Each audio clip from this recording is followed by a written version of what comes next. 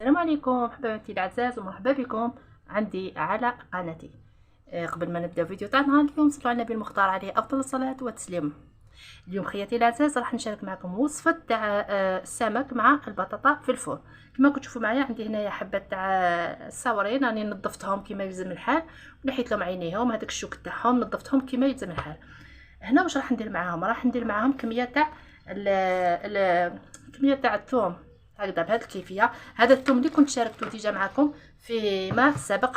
كي ترجعوا الفيديوهات القديمه راح تلقاو التدبيره هذيك تاع الثوم اللي كنا ديجا استحفظنا به في الثلاجه يعني في الكونجيلاتور.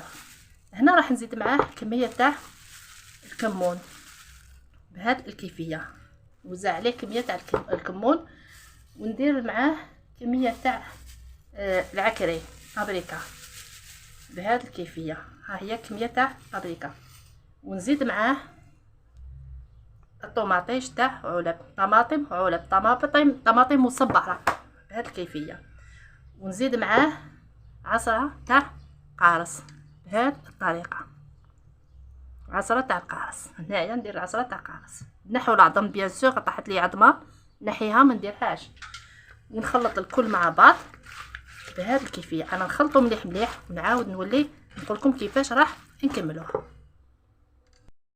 هنا راح نزيد بعد ما خلطته شويه راح نزيد معاه شويه تاع الملح، الكميه اللي توالم معاه بهذه الكيفيه. ندير معاه كميه تاع الملح ونزيد معاه بطبيعه الحال شويه تاع الزيت. ندير قليلا من الزيت هكذا بس راح نديرو في الفرن هنايا، يعني لازم له شويه تاع زيت باش نديرو داخل الفرن. ونخلط مليح ونعاود نولي نقول لكم كيفاش نديرو معاه. بيان سور كي تخلطوه خلطوه بالملعقه باش ما تجرحوش بيديكم هذاك الشوك تاعو. بيان سور خلطوه دائما بالملعقه. هنا بعد ما خلطت مليح هذاك الحوت تاعنا، بعد ما خلطته مليح راح نحطه بجهه، نحطه بجانب. ونجيب الصينيه تاع البطاطا. هنايا هذه البطاطا راني غسلتها ودرتها بهذه الطريقه، قطعتها بهذا الشكل. واش راح ندير هنا؟ نتبلها كيما تبلت الحوت تاعنا. نحط كميه تاع الكمون بهذه الطريقه، الكميه تاع الثوم كذلك، ندير كميه تاع الثوم وندير كميه تاع طماطم بهذه الكيفيه. ما نكتروش بس راح نزيد نحط معاها الحوت هذاك. ونزيد كميه تاع البابريكا الفلفل العكري، ندير كميه قليله بس راني درت ديجا في الحوت. هنا نحط كميه تاع بابريكا، كميه قليله ماشي كثيره.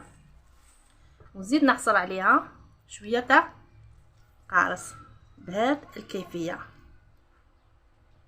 هنا بعد ما درت هاد المواد كلها نزيد الملح. الملح نديرو على حسب الكميه اللي عندنا تاع البطاطا. نزيد معاها كميه تاع الزيت، ندير الزيت هكذا ونخلط الكل مع بعض. انا حنخلطهم ومن بعد نوريكم كيفاش تكملوا تحطوها في الفرن. خياتي العزاز بعد ما خلطها يعني بطبيعه الحال تقدروا تخلطوها بيديكم، يعني بالمغرفه راح تجيكم شويه واعره، اما لا تخلطوها بيديكم. هنا انا كنت خلطتها بيديا. وبعد ما تخلطوها كامل هذه المواد المذكوره يعني الطوماطيش والعصره تاع قارص والثوم والفلفل والكمون، تزيدوا معها هذيك شويه تاع البصل من الفوق. انا زدت معها هذا شويه تاع البصل هكذايا من الفوق. قطعوها عشوائي، يعني اللي عندها البصل مدور تقدر تستعملوا يعني خير وخير. انا كيما كاش البصل مدور يا الصراحه ما شريتوش كامل انا في هذا رمضان، ولا البصل مدور هذاك ملي غلا يعني ما شريتوش وما استعملتوش، يعني حتى يطيح باش نشريه ما نشريهش. نستعمل هذا الاخضر هذايا بكل صراحه. اللي عندها المدور احسن، اللي ما عندهاش دير هدايا. المهم ديروها هكايا هذاك البصل تحطوه من الفوق على وجهها، والكميه تاع الحوت تسقموها هكا من الفوق. انا ما راحش نديرها كامل خاطر يعني راهي بزاف، هذه حنديرها على زوج مرات ما نستعملهاش كامل يعني كثيره هكذايا. تستفوها بهذه الطريقه وتغطوها بورق الطهي وتحطوها في الفرن الطيب هكذايا. تحطوها عادي بهذه الطريقه انا ما حش ندير كل الكميه هذه اللي عندي، ما حش نديرها كامل، ندير واش نسحق. هذه هي نحطوها نسكموها كامل على وجه البطاطا، ودوك نوريكم كيفاش تغطوها. انا راح نستفها كامل ونوريكم كيفاش تغطوها بهذه الطريقه.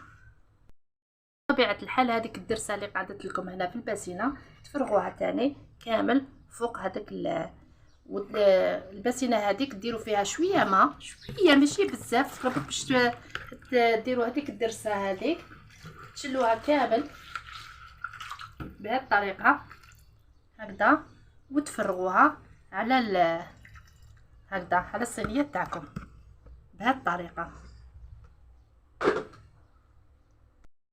كما راكم تشوفوا هنايا عندي ورق الطهي هدايا، راح ناخذ، انا خديت منه ديجا كميه تاع الورق، نقصها بهذه الطريقه ونحطها في شويه تاع ماء هكذايا، شويه تاع نشمخها ونعصرها مليح من هذاك الماء، ونديرها نفتح الورق ونديروه فوق الصينيه تاعي. قبل ما نديرها طيب بيان سور نزيد نعصر عليها شويه تاع قرص هكذا، نزيد لها عصره تاع قرص، نعصرها مليح هذوك القرص اللي عندي بهذه الكيفيه، ونغطي عليها بعد ما كنت شمختو هذا الورق، نغطي عليها وندخلها في الفرن. يعني هذه الوصفه مليحه مع هذه السخانه، هي اللي توالم مع هذه السخانه. الواحد ما يديرش مراقي وكاع، راكم تعرفوا ما يقدرش الواحد ياكل المرقه. صافي نديروا اطباق كيما هادو خفاف، ضرب شويه بطاطا شويه حوت، وحنا درنا فيها طبق يعجب كل العائله وتاكلوه بالصحه والراحه. هذه هي. انا هنايا نغطيها وندخلها في الفرن، راح نطيبها وبعد نعاود نولي معاكم نوريها لكم. هاي اخياتي العزاز الوصفه تاعنا بعد ما اصبحت جاهزه معنا. كما راكم تشوفون راني رافقتها مع هاد السلطه يعني المتنوعه، فيها زروديه، شلاضه تاع الورق، البيض، البصل، طوماطيش، اللي عندكم ديروا فيها، خلطوا لها كلش.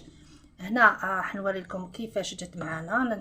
نرفد كميه قليله، يعني هذا واش يليق في هاد السخانه يعني. ها هي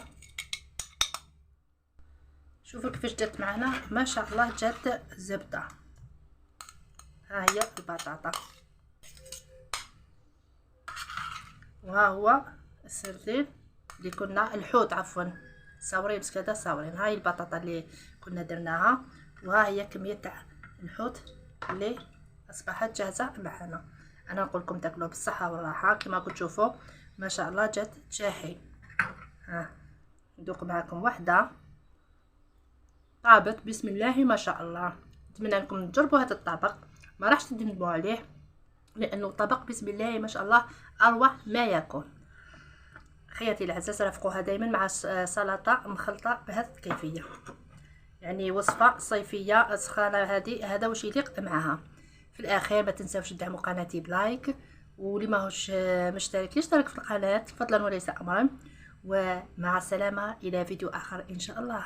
مع السلامه.